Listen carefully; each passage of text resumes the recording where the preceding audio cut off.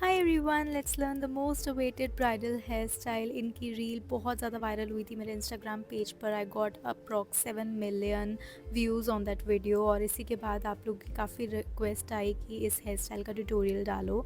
So here it is.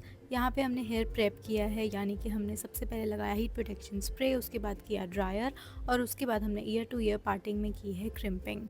Hair preparation करने के बाद अब हमने ईयर टू ईयर पार्टिंग निकाला, इसके बाद सी सेक्शन निकाला और नीचे वाले हेयर को क्लिप से लॉक कर दिया। अब जो सी सेक्शन हमने निकाला है उसमें सेक्शन बाय सेक्शन हम करेंगे बैक कोम, क्योंकि उस पर हमें बनाना है puff. And one more thing, यहाँ पे जो हम पफ़ बनाने वाले हैं वहाँ पे हम यूज़ करेंगे स्टफिंग का, क्योंकि जो इनका ब्राइडल दुपट्टा सेट करना है वो काफ़ी ज़्यादा हेवी है, मतलब उसका बॉर्डर हेवी है और उसे हमें पफ़ पे ही सेट करना है क्योंकि हम मर्मेड ब्रेड बना रहे हैं। तो इस तरीके से यहाँ पे मैंने देखो बैक कोम करी। बेस बना लगाने के लिए मैंने यहाँ पे क्रिस क्रॉस पोजीशन में बॉब पिन लगाई और उसके बाद मैंने डोनट लिया, डोनट को फोल्ड किया। आप कोई और स्टफिंग भी ले सकते हो और उसको मैंने अच्छे से फिक्स कर दिया। जो मैंने क्रिस क्रॉस में बॉब पिन लगाई थी उसी के आसपास में मैंने यू पिन की हेल्प से स्टफिंग को फिक्स कर लिया। और अब देखो मुझे बहुत ज़्यादा बैककोम भी नहीं करनी पड़ेगी, मेरा सपोर्ट भी मिल गया मुझे दुपट्टे के लिए और अब इजीली मेरा पफ़ भी बन जाएगा। तो बहुत थोड़ी सी बैककोम करके मैं इसको इवन आउट करूँगी और उसके बाद मैं इसको नीट करके पिन अप कर दूँगी।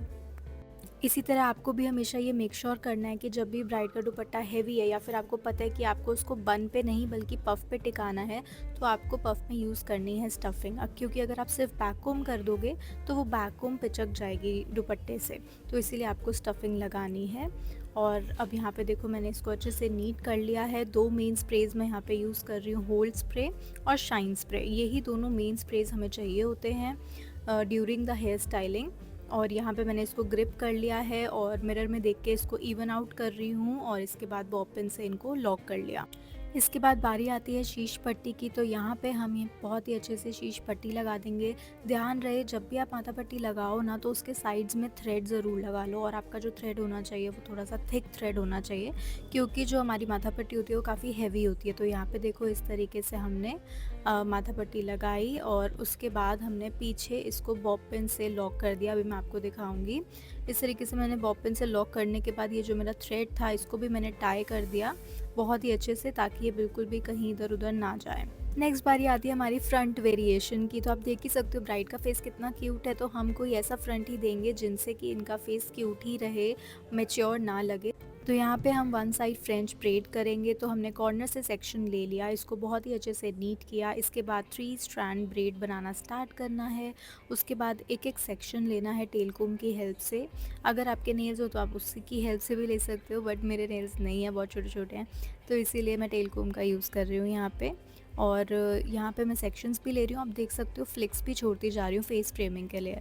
तो फ्लिक्स छोड़ना बहुत ही इंपॉर्टेंट रहता है, ताकि जो भी हमारी फेस शेप होती है, अगर वो चबी है, राउंड है, स्क्वायर है, स्कोबल है, तो उसको हमें ओवल बनाना होता है, यानी कि थोड़ा सा पतला दिखाना होता है। तो फेस फ्रेमिंग के लिए हमें फ्लिक्स ज़रूर छोड़नी है। और यहाँ पे आप देख सकते हो मेरी ब्रेड कंप्लीट भी होने वाली है।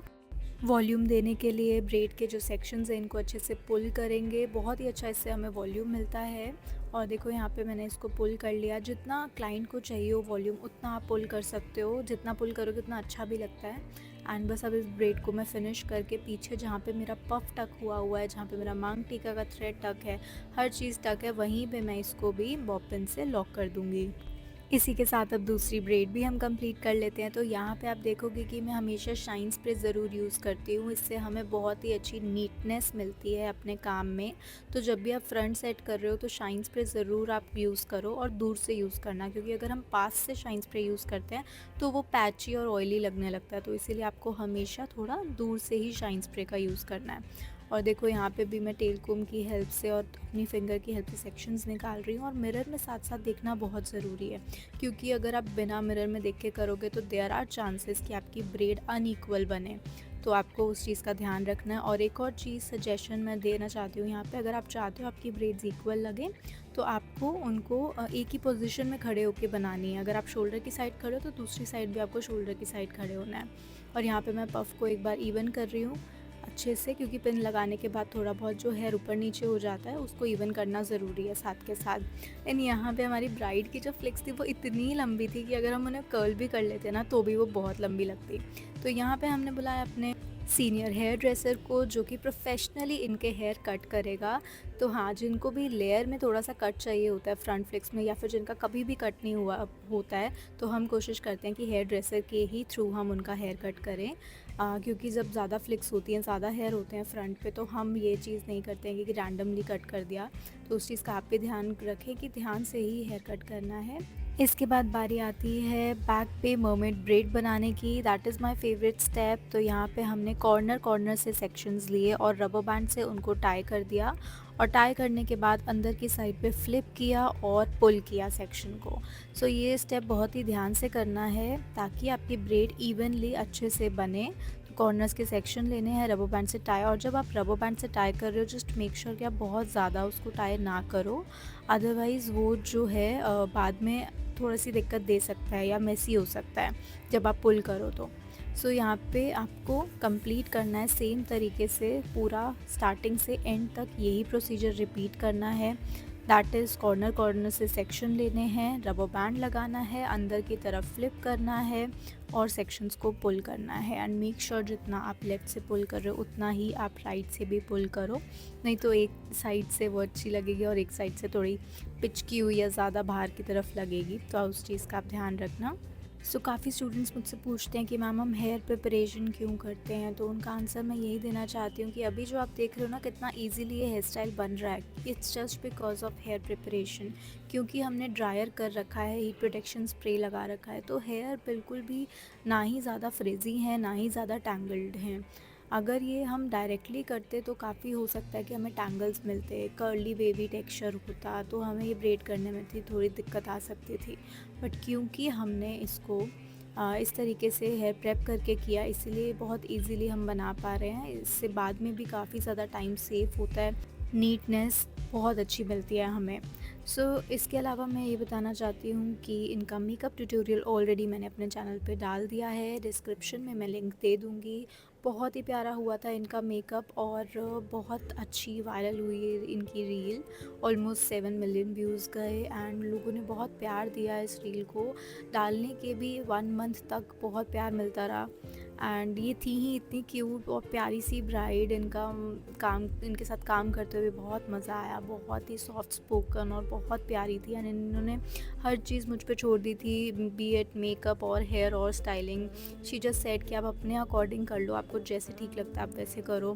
तो जब क्लाइंट हम पे ट्रस्ट दिखाता है तो हमें और अच्छा मौका मिलता है और हम एक्स्ट्रा एफर्ट्स डालते हैं अपना बेस्ट देने के लिए। ब्राइड को रेडी करने में जनरली हमें 3 आवर्स लगते हैं। 45 minutes for makeup, 1 to 1.5 hours for hair do, बाकी ड्रेपिंग होती है, फ़ोटोशूट होता है, ज्वेलरी पहनानी है, चूड़ा पहनाना है और हाथ फुल होते हैं, पूरी की पूरी ज्वेलरी। उसके अलावा हमारे कलीरे होते हैं, तो बहुत सारी चीज़ें होती हैं। हेयर एक्सेसरीज़ भी अलग अलग होती हैं, कभी शीश पट्टी, मांग टीका, किसी की ब्रेड ज्वेलरी भी होती है। सो इन सब चीज़ों में टाइम जाता ही जाता है। तो 3 आवर्स तो मिनिमम लगते ही हैं। और इसी के साथ हम फ्रंट कर्ल्स भी कर रहे हैं, तो जो हमने फेस फ्रेमिंग के लिए फ्लिक्स छोड़ी थी उन्हें हम कर्ल कर रहे हैं यहाँ पे। तो स्ट्रेटनर लिया है मैंने आइकॉनिक का और उसी से हमने फ्लिक्स को कर्ल कर लिया है। एंड अब बारी आती है हेयर एक्सेसरीज़ की। तो ब्राइड है तो रियल फ्लावर्स तो बेस्ट लगते ही हैं। तो यहाँ पे हम बेबी ब्रेथ या जिप्सी फ्लावर्स लगाएंगे। छोटे छोटे बंचेस हम पहले ही बना के रख लेते हैं, जैसे ही हमें टाइम मिलता है वहीं पे हम बंचेस बना लेते हैं। आप थ्रेड या रबर बैंड किसी के भी थ्रू बंचेस बना के रख सकते हो। और यहाँ पे मैं 2 तरीके आपको दिखाने वाली हूँ इसको लगाने के।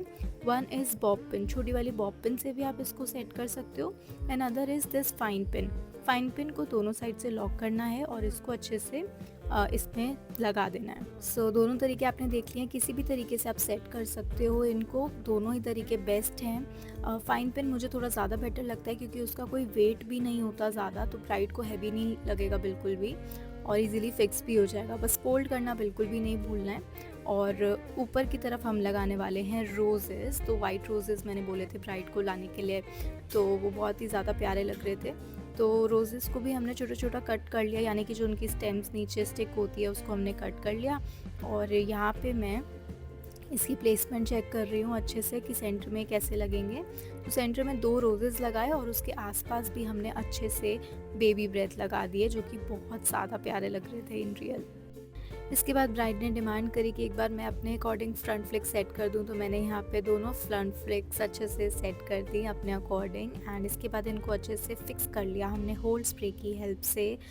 And yes, here is the final look. अभी आपको बैक से भी दिखाएंगे। I really hope you find this video helpful. इनका जो वायरल वीडियो है उसका भी मैं लिंक डिस्क्रिप्शन में दे दूँगी, ज़रूर से देखना। और मैंने उस पर सॉन्ग भी बहुत ही प्यारा सा लगा रखा है।